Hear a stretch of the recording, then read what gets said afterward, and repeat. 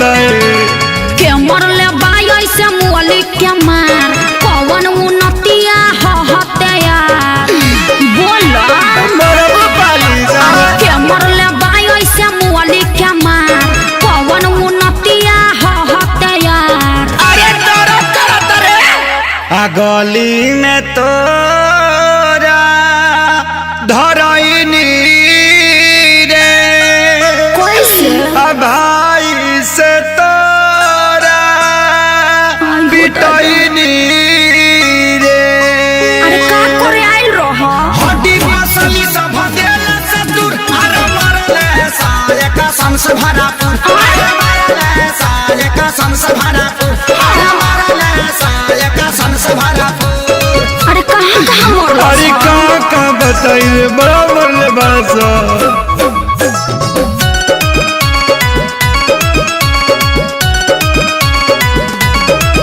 मुँह खोला होट बलेटवा खिया दी अब नया राजा हरदी पिया दी 45 मरब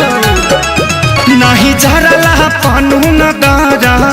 बात मीठा मीठा जानी कारा ओहो ऐसा कहे सोचता रह तनिको न कोइला हस विचार कुर्ता पाया टकुल्ही देला सफार लहै हरदी गुड़ पीला तका कर मिले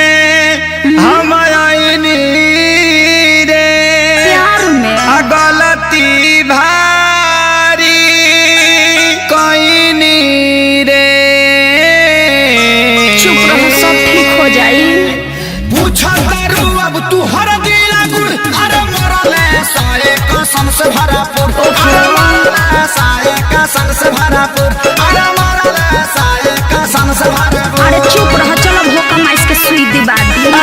वो कौन सुई है दुख हरनी सुई अच्छा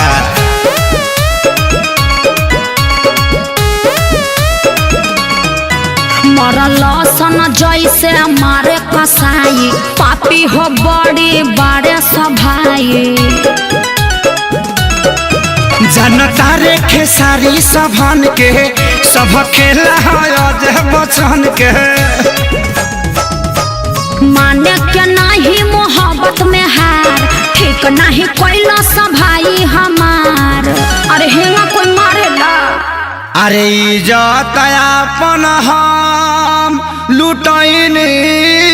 रे आ सोनू के बात में पड़क गईनी रे रहे के बायब तो तोरा से दूर अरे मरले साले कसम से भरा अच्छा चुप रहो मरले साले कसम से भरापुर अरे मरले साले कसम से भरापुर अरे बाप रे बाप दर्द होता अरे लावा अमर लाता के पाता साट दी